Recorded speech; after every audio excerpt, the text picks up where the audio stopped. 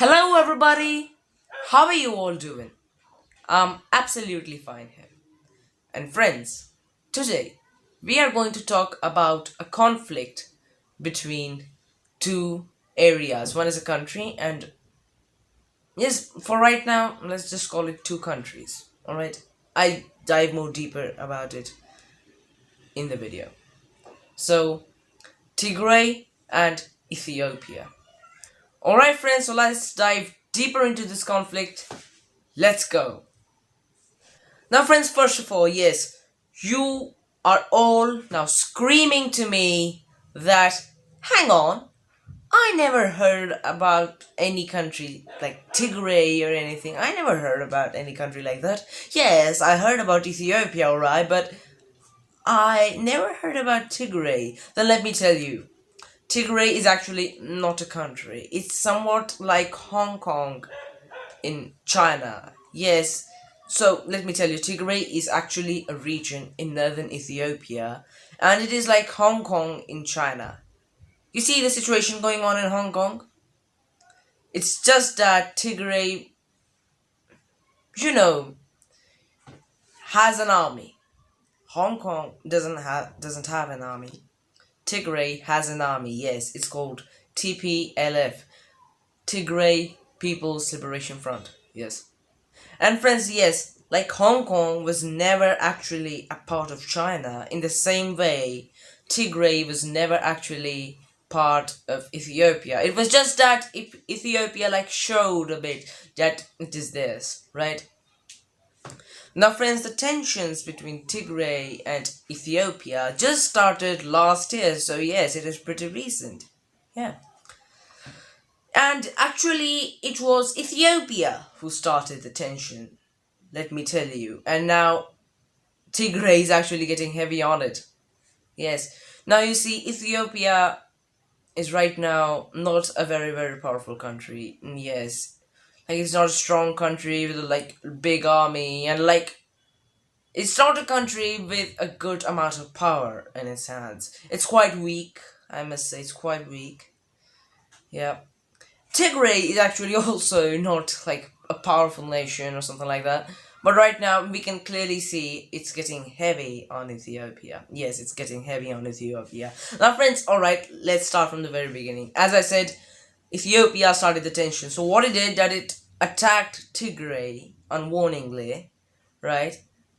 Um, Yes, it partly seized the capital city. Yes, it partly seized the capital city. Now you might be saying, if it has a capital city, it is definitely a country. But let me tell you, it's not really classified as a country, but it is, yes, some sort of a country. As I said, it was never part of Ethiopia. But Ethiopia just sometimes said that it was its part, but no, it was clearly not its part. It's got a proper capital city for itself. And yes, Ethiopia actually partly seized the capital city, but here I'm saying partly because the Ethiopian forces were driven out. Yes, and now the TPLF is on the move. Yes, they have like gathered up their forces again. There are unaccountable militias there. Like, people are actually thinking that Ethiopia is actually attacking our sovereignty. It came and partly seized our capital city, yes, and partly seized it. If it had done completely, then definitely Tigray wouldn't remain a different region anymore. Yes, they feared their sovereignty, and like they just took up to arms and formed these unskilled, not some might be skilled, alright, but formed these militias. There are unaccountable militias, like many militias, and when all these militias are combined with the power of the TPLF, then they are really strong. Actually, yes, they have captured a city. Yeah, they have captured a city, and this really sounds alarming. It has captured a city. Now, friends, this city also houses the headquarters of the African Union. Yes, and now can you guess it? Alright, friends, let me tell you. You might have never heard of the city ever, and it might sound a bit strange. Then it is Addis Ababa. It sounds more like name of somebody, doesn't it? Like, doesn't it seem to you? It definitely seems to me. But alright, it's a city. Yes, it's a city.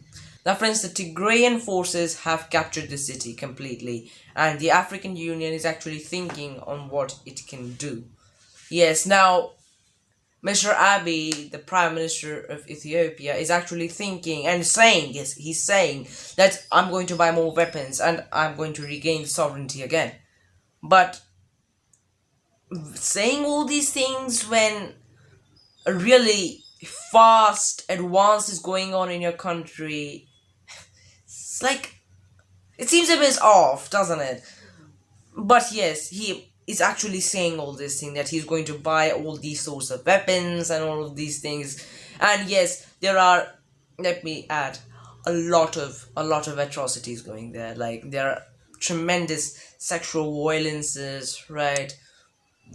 And people are dying of hunger, yes. And like, now they're starting, like, the Tigrayan forces are starting to use people by giving them food. Yes, they're saying, like, some sort of, like, they're saying that, yes, you're dying from hunger, I can clearly see that. We'll give you food only on one condition: you fight for us. And a person will definitely agree to this condition. Yes, they will definitely agree. And yes, as I said, a lot of more atrocities are also going on there. Massacres, civilian massacres, and all of them. And the Ethiopian forces are, like, just aren't able to deal with the shock of the Tigrayan forces. Like, they were just thinking, like, Ethiopia was just thinking that it's done, we have defeated them, it's ours now, once and for all. But no, they are back again. They just didn't think of being driven out of a capital city, which, according to them, they had captured. They just didn't think about that. And the shock of the Tigrayan forces was just, like, a bit too much. They were not able to handle that. And now they are advancing so swiftly that it is, you see, they are taking a lot of time on, like, taking all their forces back. But the Tigrayan forces are just advancing and advancing very fast. They're just not thinking of a truce. And Mr. Abiy, as I told, the ongoing Prime Minister of Ethiopia, actually said that, why don't we call it for a truce? Alright, we're going to give you everything you need. Yes, we're going to give you anything, just call it a truce. But the Tigrayan commanders are just not ready. They're just thinking, no, we'll just finish you now. Yes, we'll just finish you now. We cannot stand these atrocities any longer. And since the rise of Mr. Abiy, the Tigrayan people have really seen atrocities, yes. Like, they have gone really down, really weak. So that's why, obviously, that's why they're thinking that, no time for truce now. We'll just send you up, we'll show you. Alright, now they're in a bit of rage, I must say, they're in a bit of rage. Now, friends, after all this, as I said, Ethiopia is just not able to handle this sort of a shock, and they have lost a city.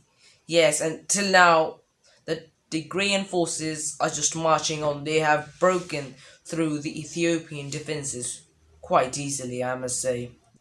So now, friends, I think that's it. Like, this was all going on in the conflict going on. It is, like, really, like, deep now. Like, it's flowing through the nerves and veins of Ethiopian and Tigrayan people, right? It's just flowing through their nerves, like, the atrocities and all of those. For the Tigrayan forces, the atrocities, like, they are thinking of the atrocities that now will show them what it feels like. And the Ethiopian people are thinking, oh my god, the atrocities, they are going to do it on us now. So friends, that's it for today. Now, hope you enjoyed the video, right? And now I'm going to see you next time. Alright, so don't forget to share, like, and subscribe, and tap the bell icon also. And now I'm going to see you next time. Bye.